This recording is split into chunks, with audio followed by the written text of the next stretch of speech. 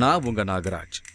கேரளாவில் இருக்கிற பகவான் நித்யானந்தாவோட ஆசிரமத்துல சில ரகசியங்கள் மறைஞ்சிருக்கிறதா எனக்கு ஒரு தகவல் கிடைச்சிருக்கு. தான் வாழ்ந்த ஆசிரமத்துக்குள்ள அஷ்டமா சித்துக்களை அடையறதுக்காகவே 44 குகைகளை உருவாக்கி வச்சிருக்காரு நித்யானந்தா. அதுல உட்கார்ந்து தியானம் செய்தா பகவான் நித்யானந்தாவே சூட்சம ரூபத்துல வந்து காட்சி கொடுக்கறதாகவும் சில மந்திரங்களை சொல்லி கொடுக்கறதாகவும் எனக்கு ஒரு தகவல் கிடைச்சிருக்கு. அதுக்காகவே இமயமலையில இருந்தெல்லாம் சாமியார்கள் இங்க வந்து தியானம் செய்யறதா நான் கேள்விப்பட்டேன். அந்த குகை ரகசியங்களை தேடித்தான் இன்னைக்கு நான் கேரளாவுக்கு பயணம் செஞ்சுக்கிட்டு இருக்கேன். கேரளா நித்யானந்தா ஆசிரமத்தில் மறைந்திருக்கும் 44 ரகசிய குகைகள். ரொம்ப வௌவால்கள் அடர்ந்து இருக்க இந்த குகைக்குள்ள இருந்து வர்றதுக்குள்ளேயுமே எனக்கு சொல்லும் போதே மூச்சு திணறுது. அந்த அளவு ரொம்ப கஷ்டமா இருந்ததுதான் சொல்லணும். அறைக்குள் மறைந்திருக்கும் அமானுஷ்யத்தை தேடி இமயமலையில் இருந்து வரும் சாமியார்கள். நேரடி விசிட்டில் கிடைத்த பரபரப்பான தகவல்கள்.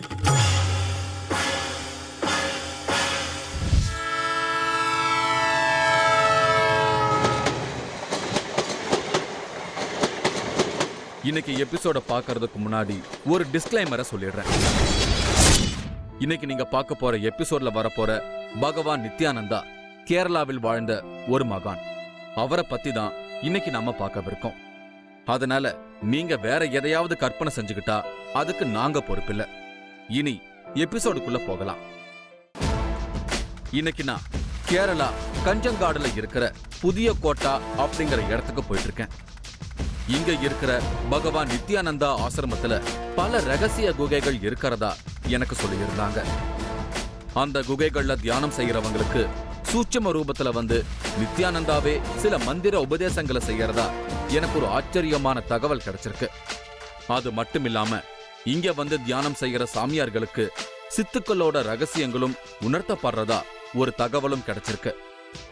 அதனால பல ஊர்கள்ல இருந்தும், குறிப்பா இமயமலையில இருந்தெல்லாம் சாமியார்கள் அங்க தியானம் செய்ய வந்தபடியே இருக்கிறதா எனக்கு சொல்லியிருந்தாங்க. அதையெல்லாம் பார்க்கத்தான் நான் இப்போ கஞ்சங்காட்டுக்கு போயிட்டு இருக்கேன். திரும்பின பக்கம் எல்லாம் பச்சை பசேல்னு இருந்தது. பசுமையான அந்த இடத்த பார்க்க கண்ணுக்கு மட்டுமில்ல மனசுக்கும் ரொம்ப குளிர்ச்சியா இருந்தது. அதுக்குள்ளேயே ஆசிரமம் மதிடுச்சேன்னு நினைக்கிற அளவுக்கு அந்த டிராவல் ரொம்ப ஜாலியா இருந்தது. சரி, இனி வந்த வேலைய பார்ப்போம். நான் ஆசிரம கோயிலுக்குள்ள நுழைஞ்சேன். பொதுமக்களை தவிர்த்து காவி உடை அணிஞ்ச சாமியார்களும் ஒரு சிலர் அங்க வந்திருந்தாங்க.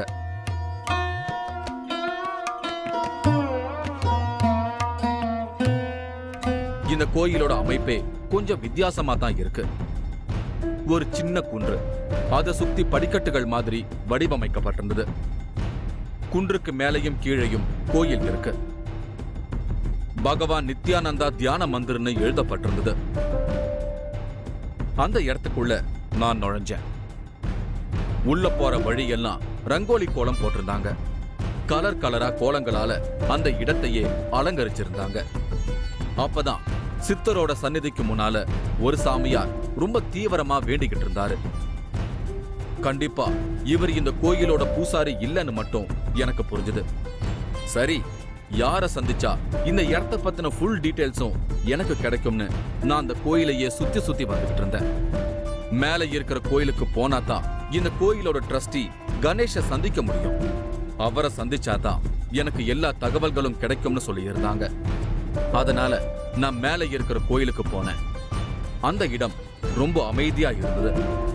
ஆனா ஏதோ ஒரு பாட்டு சத்தம் மட்டும் அங்க கேட்டுக்கிட்டே இருந்தது. ஒருவேளை சித்தருக்கு பஜனை நடக்குதோன்னு நினைச்சுக்கிட்டே தான் நான் உள்ள நுழைஞ்சேன். ஆனா அங்க ஒரு ஐயாவும் அவரோட மகளும் சித்தரை புகழ்ந்து பாடிக்கிட்டு இருந்தாங்க. லாங்குவேஜ் புரியலனாலும் அந்த பாட்டை கேட்க அவ்வளவு இனிமையா இருந்தது.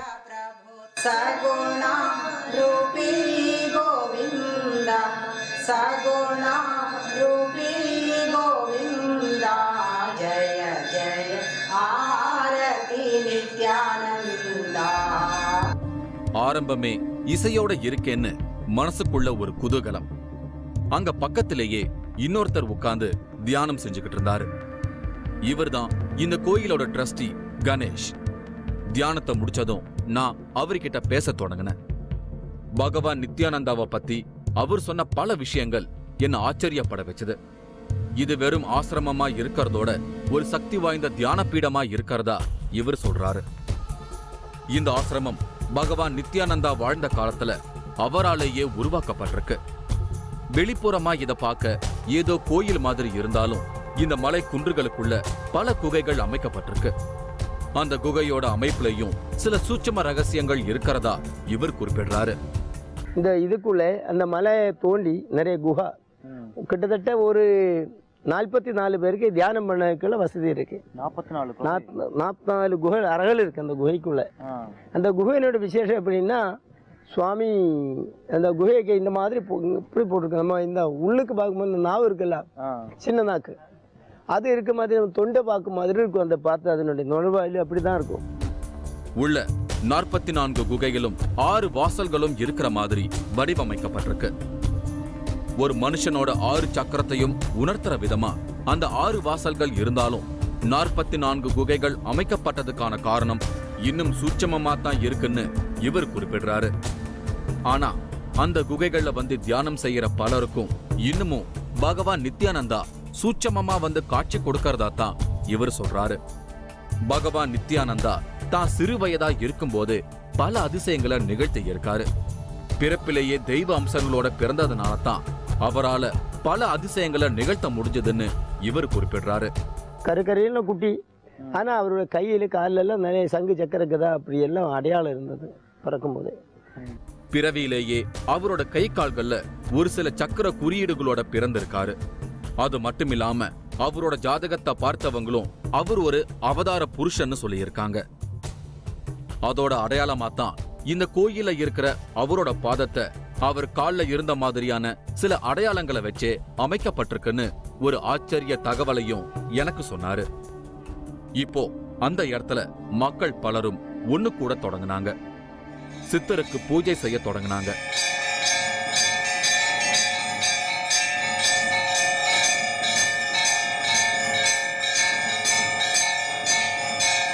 சுமார் 6 அடி இருந்த அந்த சிலை பார்க்க ரொம்ப உயிரோட்டமா இருந்தது. பூஜை எல்லாம் முடிஞ்சதும் அவர் என்ன வேற ஒரு இடத்துக்கு கூட்டிட்டு போனாரு. அது ரொம்ப முக்கியமான ஒரு இடம்னு எனக்கு சொன்னாரு. அந்த இடம் ஆசிரமத்துல இருந்து சுமார் 5 கிலோமீட்டர்ல இருக்கு. காட்டுக்குள்ள கொஞ்சம் இன்டீரியரான இடமா இருந்தது. அந்த இடத்தோட பேரு குருவனம். கொஞ்ச தூரத்துக்கு மேல கார் போக முடியாத அளவுக்கு பாதை குறுகி இருந்தது. அதனால நாங்க அந்த இடத்துக்கு நடந்தே தான் போனோம். நடந்த கொஞ்ச தூரத்திலேயே ஒரு அழகான இடம் வந்தது.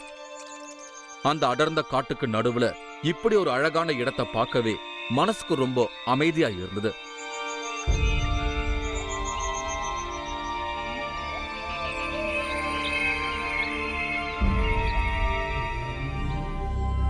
பகவான் நித்யானந்தா தன்னோட சின்ன வயசுல தியானம் செஞ்சு அஷ்டமா சித்து அடைஞ்ச இடம் இதுதான்னு எனக்கு சொன்னாரு கணேஷ். அதனால அந்த இடத்த அவங்க ரொம்ப புனிதமா பாதுகாத்துட்டு வராங்க. கை கால்களை கழுவிட்டு நாங்களும் அந்த இடத்துக்குள்ள நுழைஞ்சோம். கோயிலோட முன்பகுதியில ஒரு சின்ன தொட்டி இருந்தது. அதுல பாபநாச கங்கைன்னு எழுதப்பட்டிருந்தது. எங்கிருந்தோ தண்ணி வந்து அந்த தொட்டியில ஊத்திக்கிட்டே இருந்தது. அவர் எனக்கு அந்த தண்ணிய குடிக்க கொடுத்தாரு. அந்த தண்ணி அவ்வளோ சுவையா இருந்தது. இப்போ சித்தர் தவம் பண்ணின அந்த இடத்துக்கு என்ன அவர் கூட்டிட்டு போனாரு.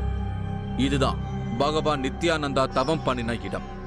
அங்க அவரோட சிலை ஏதும் இல்லாம வெறும் 8 கற்களை மட்டுமே பிரதிஷ்டை செஞ்சு வச்சிருந்தாங்க. சின்ன வயசுலயே அவர் இந்த இடத்துல வந்து தவம் பண்ணி இருக்காரு. இந்த இடத்துல தவம் பண்ணின பிறகுதான் அவருக்கு அஷ்டமா சித்துக்கள் கைகூடி இருக்குன்னு சொல்றாரு கணேஷ்.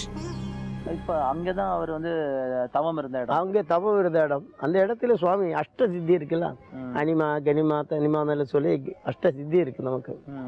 அதாவது நம்ம மனசுல என்ன நடக்கோ அது நடக்கிறது, நம்ம காணாம போறது, வாயு ஆகாசத்திலே போறது, இப்படி நிறைய சித்திகள் இருக்குல்ல.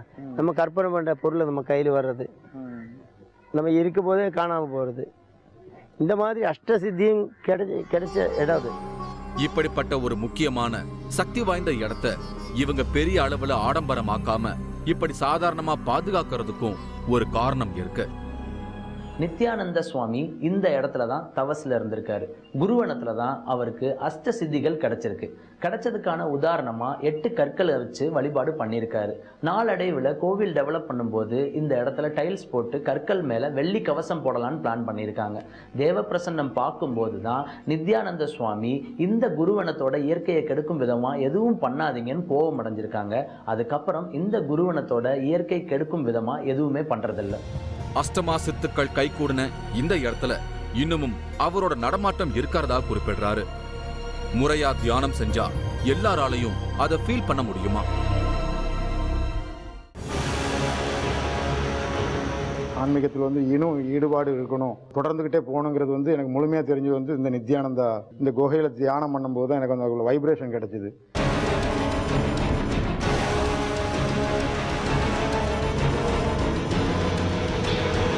மூன்றாவது கண் இடைவேளைக்கு பின் தொடரும்.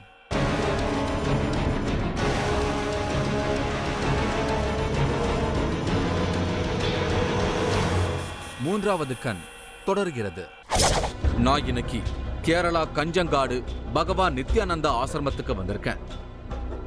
இங்க சில அமானுஷ்ய சக்திகள் கிடைக்க நித்யானந்தா 44 குகைகளை உருவாக்கி வச்சிருக்காரு. அதுல உட்கார்ந்து தியானம் செஞ்சா அவரோட தரிசனம் கிடைக்குது. இன்னும் சிலருக்கு அவரே மந்திர உபதேசம் எல்லாம் செய்யறதா சொல்றாங்க. அதனால அந்த குகைக்குள்ள உட்கார்ந்து தியானம் செய்ய இமயமலையில இருந்தெல்லாம் ஏராளமான சாமியார்கள் கேரளாவுக்கு வராங்க. அந்த குகை ரகசியங்களை தெரிஞ்சுக்கத்தான் நான் இங்க வந்திருக்கேன். உள்ள போய் கோயில் பூசாரிய சந்திச்சோம். இவர் பேரு வித்யானந்தா பார்த்தசாமி. பல வருஷமா இவர்தான் இந்த கோயிலோட பூசாரியா இருந்துகிட்டு வராரு. சித்தருக்கு பூஜைய தொடங்கினாரு.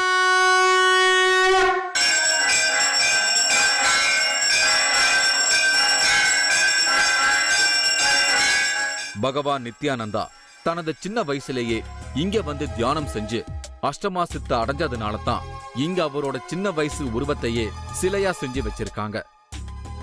பல வருஷமா இவர் மட்டுமே இந்த இடத்துல தனியா இருந்து பூஜை செஞ்சுக்கிட்டு வராரு. பல நாட்கள் இரவு நேரங்கள்ல சித்தரோட நடமாட்டத்தை இவரும் உணர்ந்திருக்கிறதா சொல்றாரு. பகவான் நித்யானந்தா தான் வாழ்ந்த நாட்கள்ல இங்க இருக்கிற ஒரு குகையிலையும் அதிகமா தியானம் செய்திருக்கிறாரா. வித்யானந்தா சாமி என்ன அந்த இடத்துக்கு கூட்டிட்டு போனாரு. அந்த குகை உள்ள ஆள் நுழைய முடியாத அளவுக்கு ரொம்ப குறுகலா இருந்தது. ரொம்ப குறுகலான இடமானதால யாரும் அதுக்குள்ள போனதே கிடையாதாம். அவ்வளவு ஏன் குகைக்குள்ள வழி எவ்வளவு தூரம் போகும்னு இங்க பல வருஷங்களா இருக்கிற இவருக்கு கூட தெரியாதுன்னு சொல்றாரு. ஆனா இதோட பாதை ரொம்ப தூரம் வரைக்கும் இருக்கும்னு சொன்னாரு. அதனால என்னையும் உள்ள போக அவர் அனுமதிக்கல. குருவனத்துல இருக்க ஒரு குகை வாசல்ல தான் நான் இப்ப இருக்கேன். இந்த குகைக்குள்ளதான் நித்யானந்த சுவாமி தவஸ்ல இருந்திருக்காரு. அந்த சமயத்துல அவருக்கு தண்ணீர் தேவைப்பட்டிருக்கு. அதுக்காக பாபநாச கங்கை என்ற ஒரு ஊத்தை உருவாக்கி இருக்காரு. அவர் வாழ்ந்த காலத்துல உருவாக்குன அந்த ஊத்துல இருந்து இன்றைக்கும் வத்தாமல் தண்ணி வந்து கொண்டேதான் இருக்கு. இப்ப கூட இந்த குகை வாசல்ல நம்ம பார்க்க முடியுது, தண்ணீர் வத்தாம வந்துகிட்டே இருக்கிறது. பகவான் தியானம் பண்ணின குகைக்குள்ள போக முடியலையேன்னு ஒரு சின்ன வருத்தம் இருந்தாலும் கோயில்ல அவர் உருவாக்கி வச்சிருக்கிற குகைக்குள்ள போய் இன்னும் கொஞ்ச நேரத்துல நான் தியானம் செய்ய போறேன்னு நினைக்கும் போதுதான் மனசுக்கு கொஞ்சம் சந்தோஷமா இருந்தது. பகவான் அவர் வாழ்ந்த காலத்துல அவரால உருவாக்கப்பட்ட ஊற்று தண்ணி தான் இன்னைக்கும் இங்க ஓடிக்கிட்டு இருக்கு. இங்க இருந்து வர தண்ணியத்தான் கோயில் முன்னால இருக்கிற தொட்டில நிரப்பி அங்க வரவங்களுக்கு தீர்த்தமா கொடுக்கறாங்க. அதனால தான் அந்த தீர்த்தத்தை யாரும் மாசுபடுத்தாம இருக்க அதை பாதுகாத்துட்டு வரதா சொன்னாரு வித்யானந்த சாமி. இங்க வரும்போது நான் குடிச்ச அந்த பாபநாச கங்கை நீருக்கு ஏன் அவ்வளவு ஒரு சுவைன்னு இப்பதான் எனக்கு புரிஞ்சுது. சித்தரை வணங்கிட்டு நாங்க அங்கிருந்து புறப்பட்டோம். மறுபடியும் நாங்க ஆசிரமத்துக்கு சேர்ந்தோம். இப்போ இந்த கோயிலுக்கு நிறைய சாமியார்களும் வந்த வண்ணமாவே இருந்தாங்க. சாதாரண மக்கள் வர்றதோட பல சாமியார்களும் வந்திருக்கிறத பார்த்ததும் அதுல ஏதோ ஒரு காரணம் இருக்கும்னு மட்டும் எனக்கு தோணுச்சு. அதனால நான் அவங்க கிட்ட பேச தொடங்கினேன். இவரோட பேரு கஜானகிரி. ரிஷிகேஷ்ல ஒரு மடத்துல சாமியாரா இருக்கிற இவரு அடிக்கடி இந்தியா முழுக்க இருக்கிற பல புனித ஸ்தலத்துக்கு பயணம் செய்யறத வழக்கமா வச்சிருக்காரு. அப்படி ஒவ்வொரு முறையும் கேரளாவுக்கு வரும்போது இந்த இடத்துக்கு வந்து தியானம் செய்யறத வழக்கமா வச்சிருக்காரு. இந்த இடத்துல தியானம் செய்யும் போது பகவான் நித்யானந்தாவோட ஆசீர்வாதம் தனக்கு கிடைக்கும்னு, சில நேரங்கள்ல அவர் சூட்சமமாவும் சில விஷயங்களை தனக்கு உணர்த்துவாருன்னு இவர் சொல்றாரு. இந்த ஸ்தானத்துக்கு வந்தால் இந்த குகைக்குள்ளே வந்து தியானம் பண்ணான்னு, இந்த குகைக்குள்ளே 44 குகை இருக்குது, 6 வாசல் இருக்குதுங்க. அந்த அங்கே உட்காந்து தியானம் பண்ணாங்கன்னா கேரள பிராந்தத்தில் அங்கே ஒரு நல்ல மதிப்பு இருக்கும். இங்க தியானம், இந்த குகையில தியானம் பண்ணும்போது இந்த குகை தானபோது ஒரு தனி மதிப்பு இருக்குதுங்க. அது சொல்லக்கூடாத மதிப்பு. என்னன்னு வெளியே சொல்லக்கூடாது, வெளில யாருக்கும் சொல்லக்கூடாது, நீங்களும் கூட சொல்லக்கூடாது தெரிஞ்சாலுங்க. இவரோட பேரு பழனி ஆனந்தா. இவரும் இப்போ கஜானகிரி சாமியோடவே ரிஷிகேஷ்ல இருந்து வந்திருக்காரு. பல இடங்களுக்கு ஆன்மீக பயணம் செய்திருந்தாலும் இங்க இருக்கிற குகையில தியானம் செஞ்சப்பதான் இவருக்கு ஆன்மீகத்தை பத்தின பல விஷயங்கள் உணர்த்தப்பட்டிருக்கு. அது மட்டும் இல்லாம இங்க தியானம் செய்யற சில நேரங்கள்ல பகவான் இவருக்கு காட்சி கொடுத்திருக்கிறதாகவும் சொல்றாரு. ஆனா எனக்கு முழு வைப்ரேஷன் ஆன்மீகத்தில் இன்னும் ஈடுபாடு இருக்கணும், முழுமையாக தொடர்ந்துக்கிட்டே போகணுங்கிறது எனக்கு முழுமையாக தெரிஞ்சது இந்த நித்யானந்தா ஆசிரமத்தில் இந்த குகையில் தியானம் பண்ணும்போது தான் எனக்கு அந்த வைப்ரேஷன் கிடைச்சிது. இந்த சுவாமி 2-3 தடவை காட்சி கொடுத்து ஆசீர்வாதமெல்லாம் பண்ணியிருக்காப்புல. அது மாதிரியே அங்க வந்திருந்த சில சாமியார்களும் கூட இங்க வந்து தியானம் செய்யும் போது கிடைக்கிற பலனை என்கிட்ட சொன்னாங்க. இப்ப நான் பேசின இந்த சாமியார்கள் எல்லாரும் இன்னும் கொஞ்ச நேரத்துல அந்த குகைகள்ல தியானம் செய்ய போறாங்க. தியானத்துல பகவான் தங்களுக்கு சூட்சமமா ஏதாவது சில விஷயங்களை உணர்த்துவாருங்கிற நம்பிக்கையோடவே இவங்க அங்க வந்திருக்காங்க. ஆனா தியானத்தோட முடிவுல தான் இவங்கள யாருக்கு பகவானோட ரகசியங்கள் உணர்த்தப்படும்னு நமக்கு தெரிய வரும். ஆனா அதுவரை நாம கொஞ்சம் காத்திருக்கணும். இவங்க சொல்றதையெல்லாம் கேட்கும் போது அந்த குகையில எவ்வளவு பவர் இருக்கும்னு என்னால இப்போ உணர முடியுது. அதனால அந்த இடத்துக்கு உடனே போகணுங்கிற ஆசைதான் எனக்குள்ள இப்ப அதிகமாச்சு. சித்தர்களும் மகான்களும் நம்ம பார்வைக்கு சாதாரண நிலையில தெரிஞ்சாலும் அவங்க எப்பவுமே தியான நிலையில தான் இருப்பாங்க. தியானம் மூலமா தான் அவங்க பல சக்திகளையும் அடைஞ்சிருக்காங்க. அதனால தியானம் தான் ஒரு மனுஷனை மேம்படுத்தும்னு உணர்ந்த இவரும் தன்னை தேடி வந்த பலருக்கு அதை வலியுறுத்தி இருக்காரு. கடவுள் அப்படிங்கிறது நாம வெளியே தேடிக்கிட்டு இருக்கிற ஒரு விஷயம் இல்லைன்னு, ஒவ்வொருத்தரும் அதை தனக்குள்ள தேடி அனுபவிக்க வேண்டிய ஒரு விஷயம்னு வலியுறுத்தி இருக்காரு. அதனால தான் பலரும் தியானம் செய்யணும்னு அவர் இந்த குன்றுக்குள்ள 44 குகைகளை உருவாக்கி இருக்காரு. அந்த குகைகள்ல தியானம் செய்யறவங்களுக்கு சில நேரங்கள்ல அவரே காட்சி கொடுக்கறதாகவும் ஒரு சிலருக்கு சில சூட்சமத்தை உணர்த்துறதாகவும் இவர் குறிப்பிடுறாரு. நாங்க இப்போ அந்த குகைக்குள்ள போக தயாரானோம். குகையோட மெயின் என்ட்ரன்ஸ பார்க்க ஒரு மனுஷனோட தொண்டை மாதிரி வடிவமைக்கப்பட்டிருந்தது.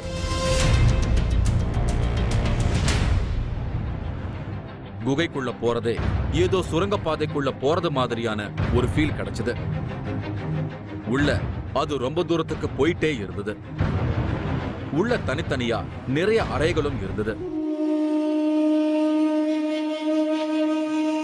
அந்த ஒவ்வொரு அறையும் தான் ஒவ்வொரு குகைன்னு இவங்க குறிப்பிடுறாங்க. இது மாதிரி மொத்தம் 44 குகைகள் அங்க இருந்தது. அது மாதிரியே அந்த குகையோட 6 வாசல்களையும் நான் பார்த்தேன். ஒரு மலைக்குன்ற குடைஞ்சு இவ்வளவு தூரத்துக்கு பல குகைகளை உருவாக்கி இருக்கிறத பார்க்கவே ரொம்ப பிரமிப்பா இருக்கு. ஒரு சில இடங்கள்ல பாதை ரொம்ப குறுகலா இருந்தது. அந்த இடத்துல வெளிச்சம் இல்லாததுனால ரொம்ப இருட்டாகவே இருந்தது. அதனால கேமரா லைட் வெளிச்சத்தினாலதான் நாங்க அதுக்குள்ள நுழைஞ்சோம். ஆனா கேமரா லைட் வெளிச்சம் பட்டதும் உள்ள இருந்த எல்லா வவ்வால்களும் வெளியே வர தொடங்கிடுச்சு.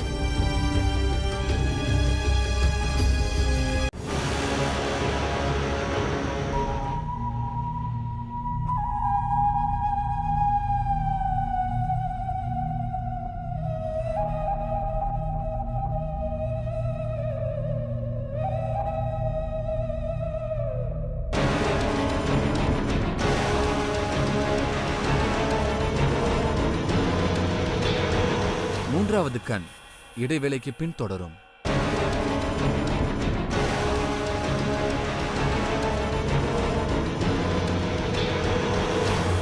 மூன்றாவது கண் தொடர்கிறது.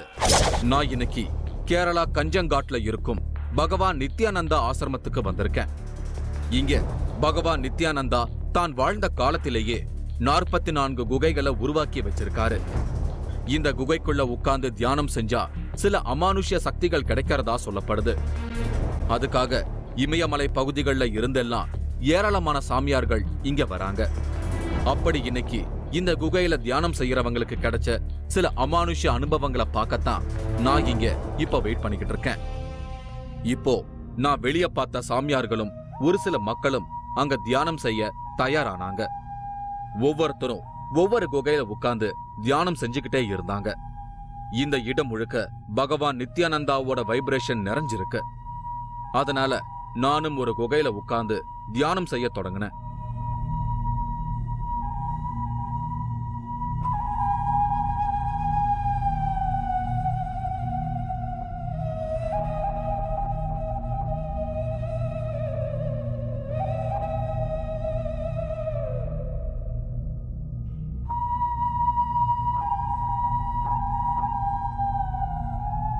காசி, ரிஷிகேஷ்னு போய் பல இடங்கள்ல தியானம் செஞ்ச இவங்க கூட தான் நான் இப்போ போட்டி போட்டு தியானம் செஞ்சுக்கிட்டு இருக்கேன். தியானம் செஞ்சதுல என் மனசுக்கு ஒரு விதமான அமைதியும் நிறைவும் கிடைச்சது. ஒரு வழியா எல்லாரும் தியானத்தை முடிச்சிட்டு அங்கிருந்து வெளியே வந்தோம். பகவானோட தரிசனம் எனக்கு கிடைக்கலனாலும் கண்டிப்பா என் கூட தியானம் செஞ்ச யாராவது ஒருத்தருக்கு கிடைச்சிருக்கும்னு மட்டும் என்னால நல்லாவே உணர முடிஞ்சது. அப்பதான் என் கூட தியானம் செஞ்ச பழனி ஆனந்தா சாமிக்கு பகவான் காட்சி கொடுத்த அந்த அதிசய நிகழ்வை என்கிட்ட ஷேர் பண்ணாரு. காட்சி கொடுத்த பகவான் அவருக்கு ஒரு ரகசிய மந்திரத்தையும் சொல்லி கொடுத்திருக்காரு. அந்த ரகசிய மந்திரத்தை தொடர்ந்து பிரயோகம் பண்ணுனா அவருக்கு சித்துகள் கைகூடும்னு உணர்த்தினதா சொன்னாரு. நீங்க தியானத்துல இருக்கும்போது சாமி ஆசீர்வாதம் பண்ணி காட்சி கொடுத்த மாதிரி ஆசீர்வாதம் பண்ணி ஒரு மந்திரம் சொல்லி தந்திருக்காப்புல. அந்த மந்திரத்துல வந்து 64 சித்தாகும்பா, அதை நீ கடைபிடி அப்படின்னு சொல்லியிருக்காப்புல. தொடர்ந்து அதை சொல்லி ஆமாம் ஒரு எவ்வளோ முடியுமோ அவ்வளவு சொல்லிக்கிட்டே இருந்தேன்னா உனக்கு வந்து சித்து அருள் புரியும்ப்பா அப்படின்னு சொல்லியிருக்காப்புல. சித்துக்கள் அடைய ஒவ்வொருத்தரும் ஒவ்வொரு மெத்தடை ஃபாலோ பண்றாங்க. அந்த வகையில கஞ்சங்காட்ல இருக்கிற இந்த குகைகள்ல தியானம் செஞ்சா பகவான் நித்யானந்தாவே நேரடியா வந்து சித்துக்களை அடையறதுக்கான மந்திரங்களை சொல்லித் தராருங்கிறத இங்கதான் நேரடியா உணர்ந்திருக்கேன். மறுபடியும் வேற ஒரு எபிசோட்ல நான் உங்களை சந்திக்கிறேன். அதுவரை உங்களிடமிருந்து விடைபெறுவது உங்கள் நாகராஜ். இந்த நிகழ்ச்சி நாளை மாலை 4:30 மணிக்கு மறு ஒளிபரப்பாகும். தீராத நோயா, தீர்க்க முடியாத பிரச்சனையா, சூட்சமமாக வந்து தீர்வுகளை சொல்லும் ஹைகோர்ட் ஐயா. கார்த்திகை மாசம் 27ஆம் தேதி இது நடக்கும்ங்கிற சாமானிய சீடனை சகலகலா வித்தகனாக்கிய வினோதம்.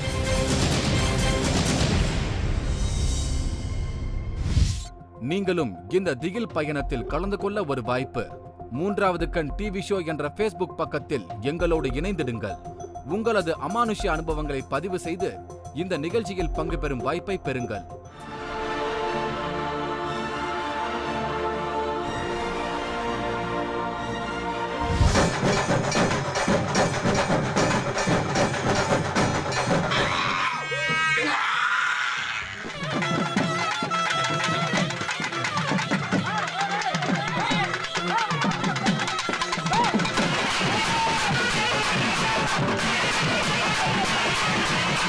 எல்லா சாபத்திலும் ஆளாயிரலாம். ஆனா ஒரு குருஜி புரியுதா, சித்தப்பொழு சாபத்துக்கு மட்டும் ஒரு மனிதன் ஆளாக முடியாது, ஆளாக கூடாது.